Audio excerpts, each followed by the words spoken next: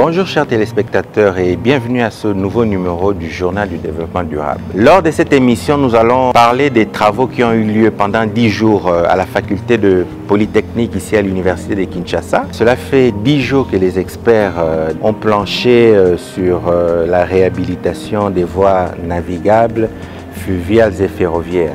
Nous allons assister à la clôture des travaux qui ont eu lieu avec les différents experts congolais de la CVM, de la RVF, bref, des différentes voies navigables et fluviales et ferroviaires. Un compromis a été trouvé quant au coût de la réhabilitation, de la construction, d'équipements en matériel. Et la collecte des données permettra aux décideurs de voir exactement par où nous devons commencer pour pouvoir désenclaver la RDC qui reste un pays continent. Et le deuxième point, ce sera la restitution des experts de l'agence congolaise de la transition écologique qui se sont rendus à l'intérieur du pays à travers 8 provinces cibles qui ont échangé avec les responsables administratifs, avec les responsables académiques, avec les populations locales qui ont exprimé leurs desiderata quant aux soucis de développement et de désenclavement de la RDC. Bref, c'est vraiment le chemin du développement du pays qui est en train de se jouer actuellement à travers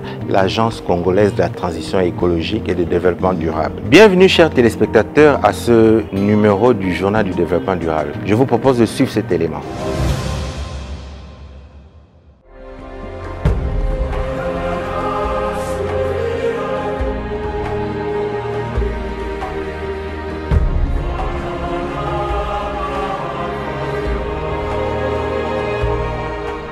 L'Agence congolaise de la transition écologique et du développement durable, ACTED en sigle, a clôturé des travaux de rédaction de textes portant création et opérationnalisation du fonds d'entretien des voies fluviales et ferroviaires en République démocratique du Congo.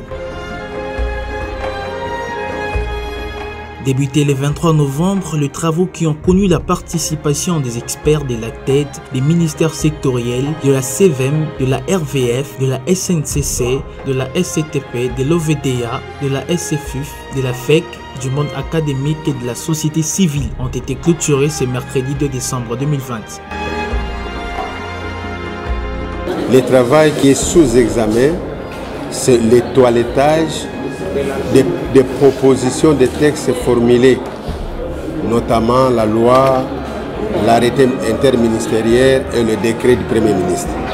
C'est ça qu'on nous a demandé d'abord de toiletter en sous-commission, en sous-groupe, pour que les sous-commissions présentent leurs travaux au niveau de la plénière pour être définitivement adoptés. Nous sommes en train de passer en revue tout le travail qu'on a pu faire pendant 10 jours pour voir s'il y a éventuellement d'erreurs, qu'on puisse les corriger avant de mouler le travail qui va être présenté aux autorités hiérarchiques pour éventuellement être présenté au chef de l'État. C'est le travail qui est en train de se faire pendant ce temps-là. C'est pourquoi nous sommes en équipe. Il y en a qui travaillent sur les décrets, il y en a qui travaillent sur la loi, il y en a qui travaillent sur les arrêtés.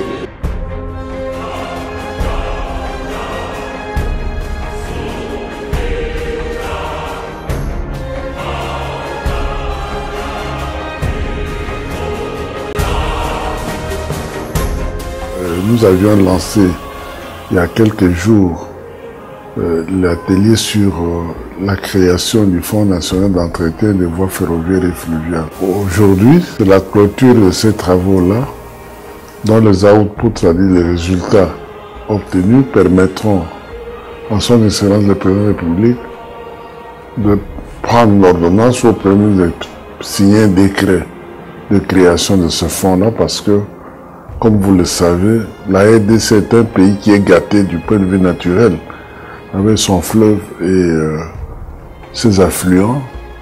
Cette riche hydrographie constitue un boulevard naturel qu'on peut valoriser ou qu'on devrait valoriser pour faciliter le transport des biens et des personnes. Les routes seules ne peuvent pas entraîner le développement socio-économique de la République démocratique du Congo. Comme vous le savez, ça, ce sont des voies qui ont fait la fierté de la République démocratique du Congo. Mais du fait que le pays avait abandonné ces voies pourtant importantes pour notre développement. Et la conséquence, c'est que la pauvreté et la misère ont rongé l'essentiel de notre peuple.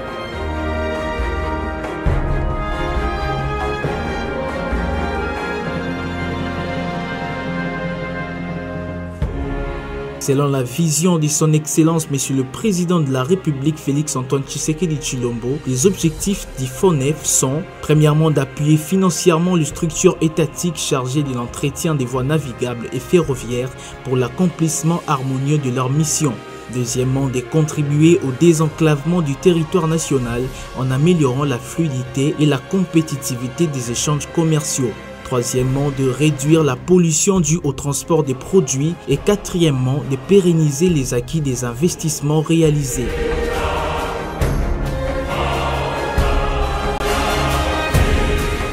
Aucun investissement sérieux n'envoie l'argent à un ministère. Non. Parce qu'à un ministère, le contrôle devient compliqué. Donc, quand c'est dans une structure appropriée, le suivi, la traçabilité deviennent faciles. Et c'est la raison pour laquelle l'Agence congolaise de la transition écologique s'est battue pour pouvoir créer ce fonds-là comme un instrument permettant à la RDC de développer les voies fluviales et ferroviaires. La République démocratique du Congo, en tant que membre de l'Union africaine, doit se préparer à l'adhésion à la zone de libre-échange continentale. Comme vous le savez maintenant, dans la partie ouest du pays, nous vivons ou nous mangeons ce qui vient pratiquement de l'Angola, et dans la partie est, ce sont les autres États d'Afrique de l'Est qui finalement ont envahi le marché congolais. L'argent qu'on gaspille en important, les vivres, ça étonne. Parce que c'est l'argent qu'on devait utiliser pour développer l'agriculture localement. À l'époque, dans les années, c'était en 1984-85, Mobutu avait lancé son slogan « Consommons zaïrois ». Personnellement, je suis parmi ceux qui avaient applaudi l'idée. Je suis même passé à la RTNC pour commenter, même sur Raga TV à l'époque, pour commenter positivement. Malheureusement, l'application n'a pas suivi parce qu'au moment où on dit « Consommons zaïrois », il n'y a pas un effort pour appuyer les petits producteurs congolais pour qu'ils puissent devenir compétitifs et produire davantage pour le marché national. C'est ainsi que le président de la République, son Excellence Félix-Antoine Tshisekedi, qui est en train d'engager le pays sur la voie de la transition écologique en vue d'un développement durable et décarboné, il faut que le pays se dote de son deuxième pilier de développement qui est le fonds d'entretien des voies fluviales et ferroviaires en République démocratique du Congo.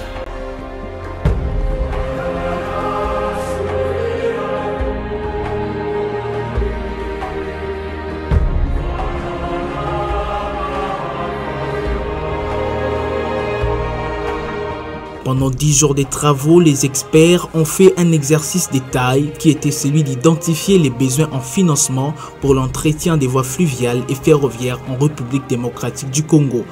Le travail organisé en ces lieux, en ce qui me concerne, revêt une importance très capitale pour accomplir la vision globale du chef de l'État qui est celui de mouvoir notre pays, la République démocratique du Congo, vers un développement durable.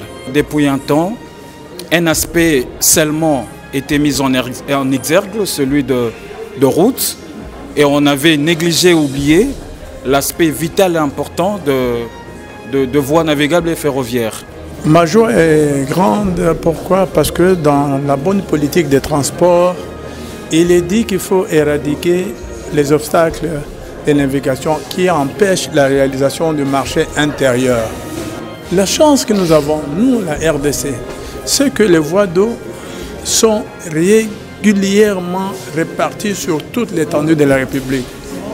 Et donc, de là, avec les travaux portant création de FONEF, nous avons l'ultime espoir que les choses vont marcher et que tous les Congolais peuvent jouir maintenant de ce bien commun qui est le transport fluvial.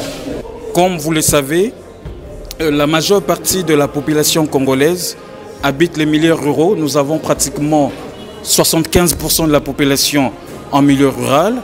Et cette population éprouve de sérieux problèmes d'évacuer de biens, de denrées alimentaires. Ils produisent, mais il y a un problème d'évacuation. Ces problèmes est justifié par le fait que le moyen de transport pose problème. C'est la raison pour laquelle le chef de l'État, par le canal de l'Agence de transition écologique et de développement durable a donné une bouffée d'oxygène pour que nous puissions réfléchir et voir comment est-ce qu'on peut arranger le mécanisme des transports afin de combattre la pauvreté. Parce que la bonne partie de cette population, c'est cette population qui vit dans la pauvreté. Et aujourd'hui, si nous avons des moyens qui puissent permettre à cette population d'écouler ce produit vers le grand centre de consommation, ces derniers pourront, par ce fait, générer de ressources, lesquelles ressources pourront leur permettre de répondre à leurs divers besoins. Quand nous voyons que les marchandises doivent quitter les provinces pour venir à Kinshasa ou vice-versa, et si nous devons toujours passer par les routes, cela entrave sur la vie sociale parce que ça donne un poids, un coût exorbitant sur les produits, sur les denrées, sur le marché. Et avec les voies fluviales et ferroviaires, cela permet que le coût de produits déjà soit réduit parce que ces voies peuvent prendre de grandes quantités et avec le fonds, cela va pouvoir aider à ce que le prix des biens baisse sur le marché. Les obstacles sur les voies d'eau ne sont pas seulement l'entretien qui manquait, mais aussi la qualité du matériel. Toutes les unités étaient devenues vétustes. En plus de cela, il faut ajouter l'homme. L'homme était découragé. L'homme que nous sommes, l'homme que vous êtes, était découragé parce que manque d'équipements viables. Et donc, conséquence, tout a été dans un état de délabrement très avancé, ne permettant pas les transports de biens et de personnes. Et la conséquence, ça a découragé les producteurs ruraux, les autochtones, parce que finalement, ils ne produisaient que pour l'autoconsommation. Parce que s'ils produisaient plus, les surprises pourrissaient, par faute de moyens d'évacuation. Vous ne pouvez pas abandonner le paysan lui seul, il n'a pas les moyens. Mais si vous le renforcez, même les pays développés, l'agriculture a toujours besoin de subventions. Il faut des subventions agricoles. C'est la raison pour laquelle d'ailleurs les pays importés nous coûtent moins cher par rapport à la production locale. C'est parce que notre agriculture n'est pas subventionnée. Ailleurs, c'est subventionné. Et la grande bataille agricole entre l'Europe, l'Union européenne et les États-Unis, c'est par rapport aux subventions agricoles. Ce qui ressort de cet atelier, c'est que si la RDC veut s'engager sur la voie du développement durable, elle devrait mobiliser plus de 100 millions de dollars par an pour entretenir ses voies navigables et ferroviaires. Un autre exercice important qui a été fait par les experts réunis par l'Agence congolaise de la transition écologique et du développement durable était celui d'identifier les ressources de financement, la taxe d'entretien de voies fluviales et ferroviaires. Et cela a été adopté. Je pars d'ici avec les sentiments d'un devoir accompli. Les mécanismes sur lesquels nous avons réfléchi, sur lesquels nous avons concocté des textes, ça va permettre effectivement de pouvoir booster grandement l'économie de notre pays avec la circulation aisée de biens et de personnes. Il est dit que le transport fluvial, le transport par voie d'eau, par chemin de fer, ce sont les deux modes qui prennent un volume important de marchandises. Plus il y a l'abondance de biens sur le marché, plus le prix à la consommation baisse. L'amélioration de voies navigables et les conditions de navigation sur le voie d'eau et la circulation sur le chemin de fer, dès que c'est amélioré, nous pensons que le Congo va commencer certainement son développement durable et un développement constant et sérieux. Pour 1 kilo de marchandises transportées sur la voie ferroviaire et fluviale en République démocratique du Congo, ces kilos pouvaient payer au moins 20 francs congolais. Je crois qu'avec cette taxe, qui ne va pas jouer un rôle négatif sur le pouvoir d'achat des ménages, mais également sur les entreprises, la République démocratique du Congo, à travers ses fonds, peut mobiliser les moyens nécessaires pour entretenir ces voies.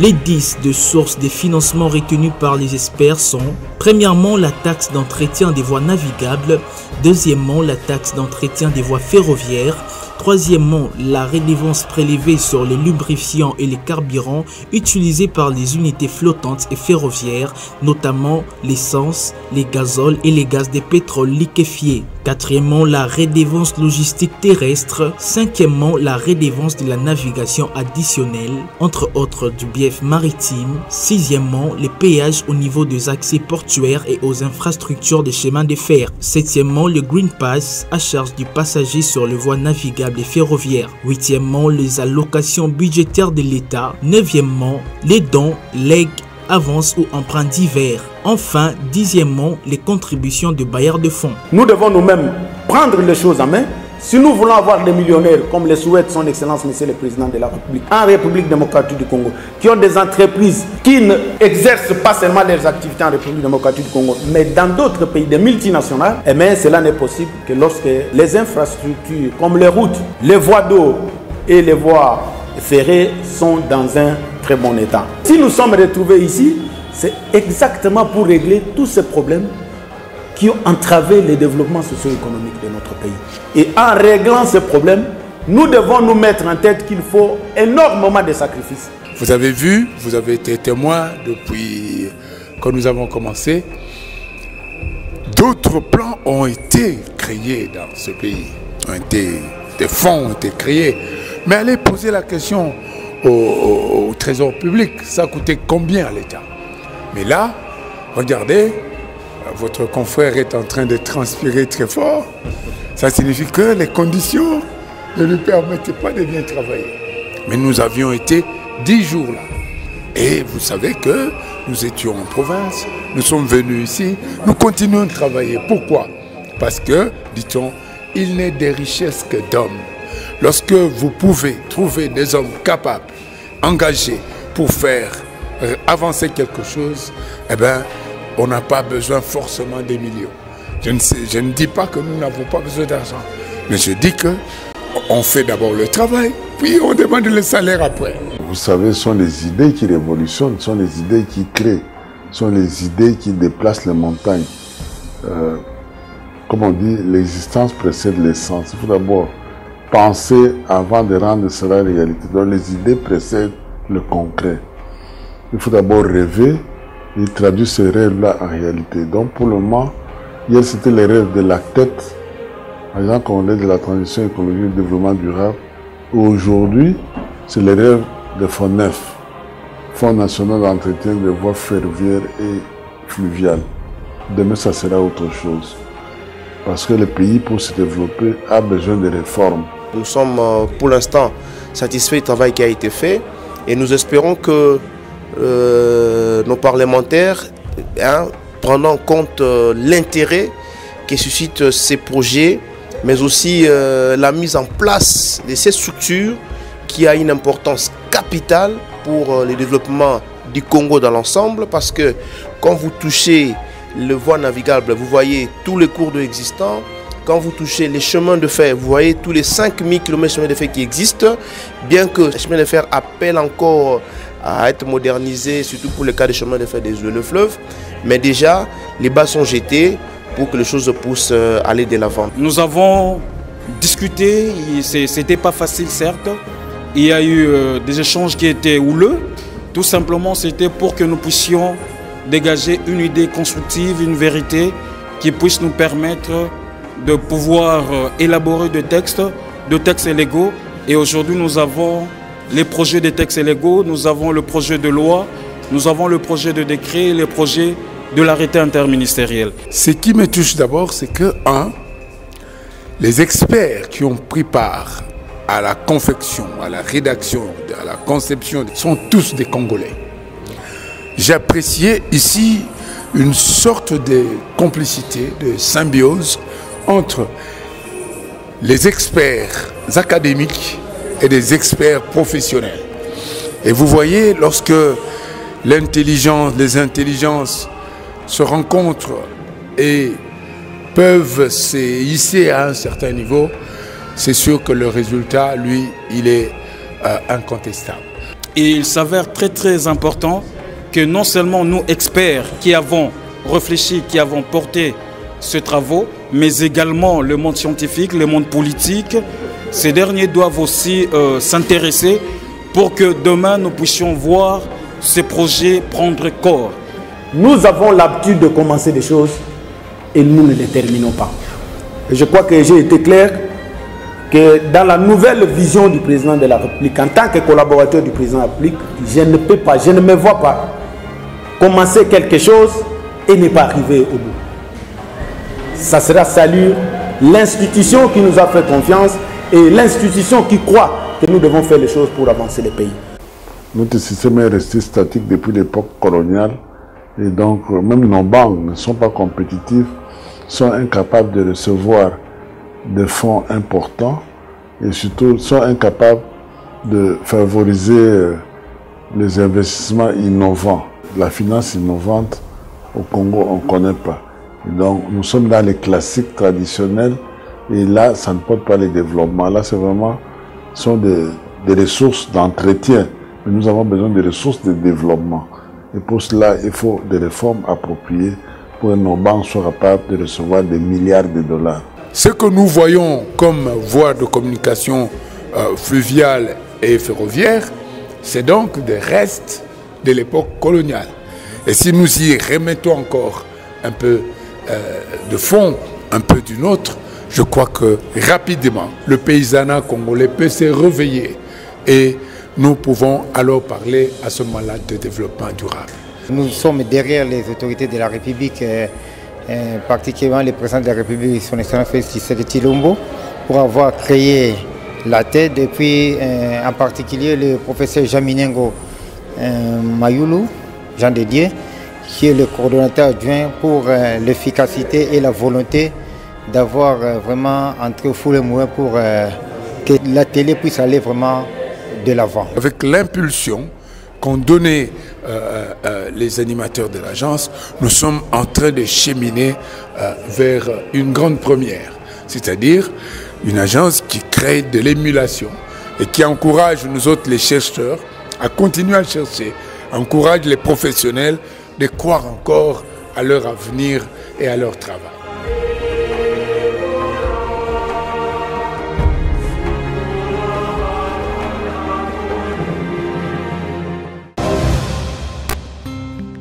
Bien, vous venez là de suivre les experts qui se sont affairés à la rédaction des textes qui vont régir le FONEF. Passons au deuxième point. Nous allons voir la restitution des experts de l'Agence congolaise de la transition écologique et du développement durable qui ont parcouru 8 provinces cibles pour échanger avec les milieux académiques, les milieux administratifs. Alors, ils ont échangé avec les populations autochtones, les populations locales du Congo profond pour pouvoir apporter des solutions durables aux problèmes de développement et d'enclavement du pays. Suivez.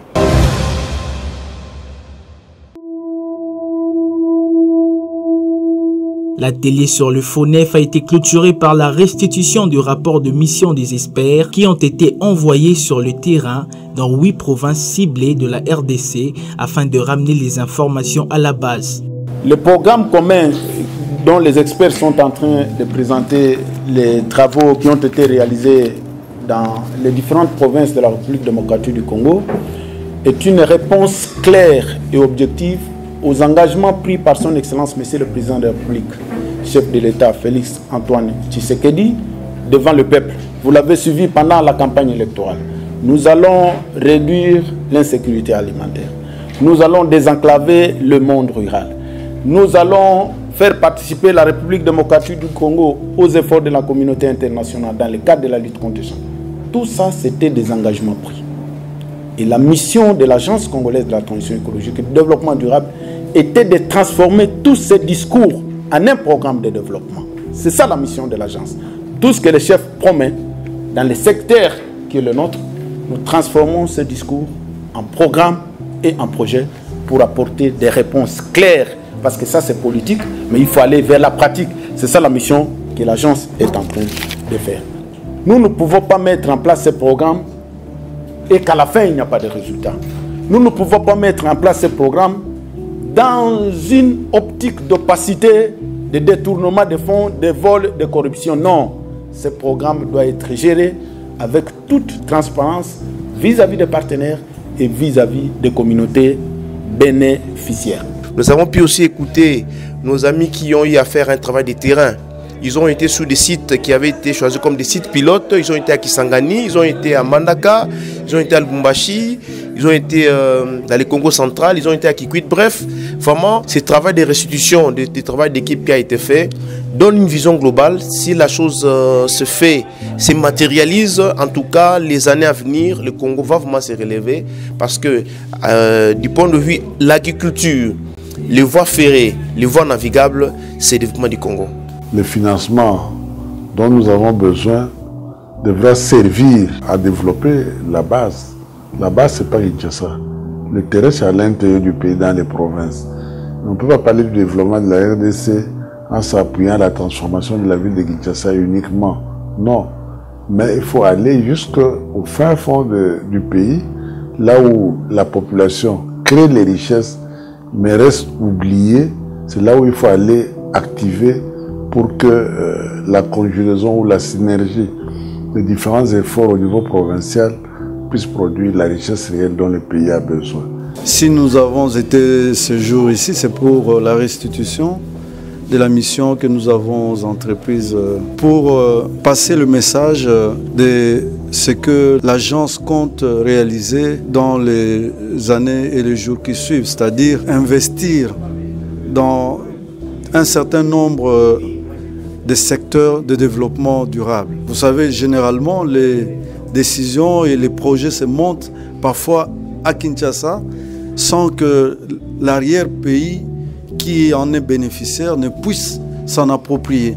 Il était question ici d'aller auprès des différentes couches de la société, que ce soit la société civile, le monde universitaire, la communauté en général, puisse participer en émettant des avis et des considérations sur les projets, les programmes, n'est-ce pas, qui a été conçu en leur faveur, pour qu'ils puissent émettre des avis de manière à ce que s'il y a des amendements, que ces amendements puissent être intégrés.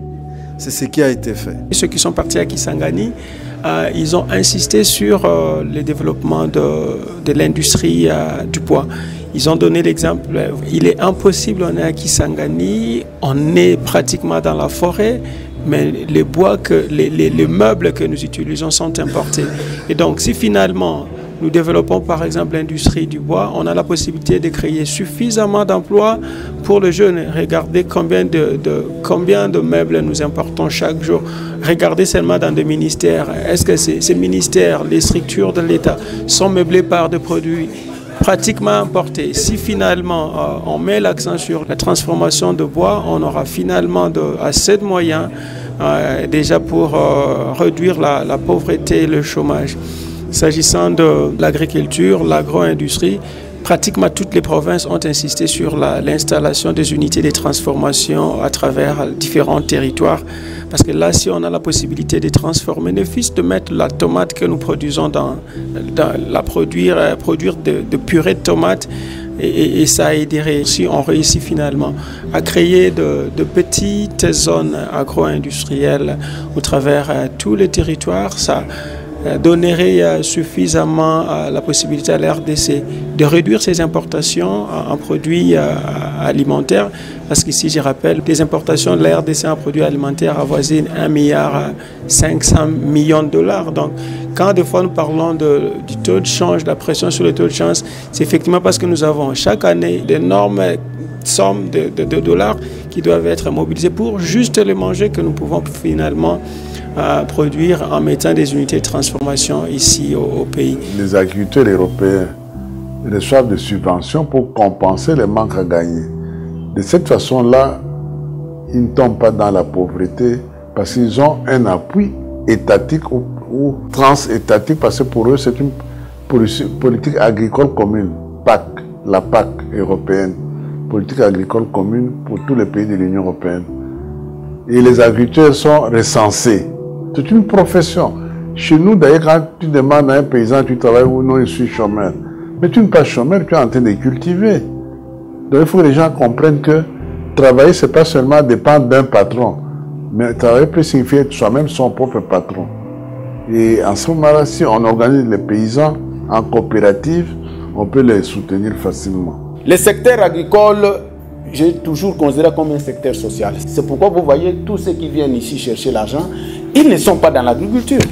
Ils sont dans la vente, ils vont voler un peu des minéraux. Très peu de gens investissent dans l'agriculture parce que l'agriculture n'est pas un secteur qui rapporte beaucoup de bénéfices. C'est un secteur social. C'est ainsi que vous voyez, dans beaucoup de pays en Europe, l'État subventionne les agriculteurs. Parce qu'ils savent que dans ce qu'ils font, il n'y a pas beaucoup de bénéfices, il n'y a pas beaucoup d'intérêt. Nous sommes dans une république où il n'y a que quelques banques commerciales. L'Agence congolaise de la transition écologique et du développement durable va travailler avec les partenaires, parce que nous sommes dans une optique du développement durable, pour étudier les possibilités de créer pour la première fois en Afrique une banque de crédit carbone en République démocratique du Congo qui devrait soutenir tous les projets du développement durable. Tout ça, c'est sous le haut patronage de son Excellence, Monsieur le Président de la République. Quand vous êtes à Kindu, on produit beaucoup de riz dans les Maniema là. Vous prenez la route qui va de Kindu vers Sankuru. C'est dans la province du Maniema. Dès que vous dépassez les 30 km, vous ne pouvez plus aller plus loin. Il n'y a plus de route. Et pourtant, tous les villages le long de cette route-là produisent du riz. Vous voyez les riz étalés, les gens ne savent pas comment l'évacuer. Ils les transforment en lotoko, s'enivrent et se détruisent. Entre-temps, à Kinshasa, nous importons le riz d'Asie. Alors que pour le développement économique, nous devrions consommer notre riz à nous. Mais comment faire déplacer notre riz pour qu'il arrive au centre de consommation comme Kinshasa? C'est là où les voies de communication deviennent très importantes, notamment là où le fleuve est navigable, le bateau, là où il n'est pas navigable, le train. Donc il faut une complémentarité, route, train, bateau, voie fluviale, voie ferroviaire, voie routière. C'est ce dont nous avons besoin. Le président de la République, au travers de l'ACTED, veut remettre en place les stratégies pour valoriser l'agriculture, l'élevage et la pêche nécessaires à la consommation afin non seulement de renforcer l'économie du pays, mais également de redonner les sourires aux populations rurales oubliées depuis plusieurs décennies. Le président de la République ne cesse de le dire. Ceux qui sont ici dans mon cabinet, si vous êtes venus pour aggraver la misère de notre peuple, il nous a dit ça, c'était le 25 juillet 2019. Si vous êtes ici pour aggraver la misère de ce peuple, je crois que vous n'avez pas de place ici. Et je crois que beaucoup de gens n'avaient pas bien compris ce message. Ils avaient pris ça avec beaucoup de légèreté. Et je crois que vous voyez vous-même comment les conséquences sont toujours là. Donc nous sommes tous invités, chacun à ce qui le concerne, à jouer un rôle constructif, un rôle positif pour faire avancer la République démocratique du Congo.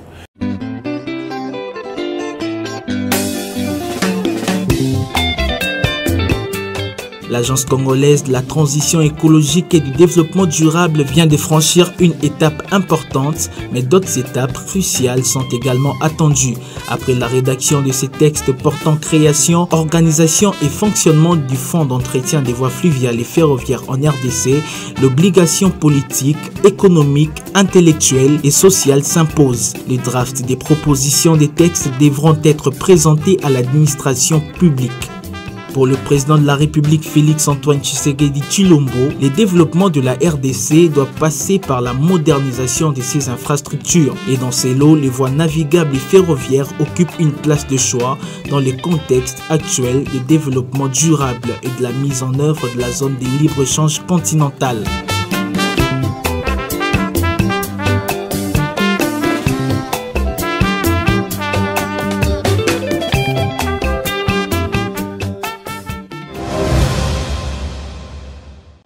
Voilà, chers téléspectateurs, nous vous remercions de votre patience. Nous sommes arrivés au terme de cette émission et merci pour votre attention. Nous avons vu comment le développement du pays est en train de s'amorcer au niveau de la base grâce à l'impulsion de l'Agence congolaise de la transition écologique et développement durable. Nous remercions le délégué du chef de l'État dans le comité de pilotage de l'ACTED, son Excellence professeur Moussibono. Nous remercions également le coordonnateur de l'Agence congolaise de la transition écologique, le professeur Minengu, qui tous les deux s'attellent et travaillent dur pour pouvoir mettre sur les rails le fonctionnement effectif de l'agence et le programme de développement qui a été émis selon la vision du chef de l'État, son Excellence Félix Tshisekedi Tshilombo, pour pouvoir amener le développement du pays, le développement de la RDC et le bien-être auprès des Congolais. Voilà l'objet de la création de l'ACTED. Chers téléspectateurs, nous avons été heureux de partager ces moments, ces informations avec vous. À la prochaine émission. Merci.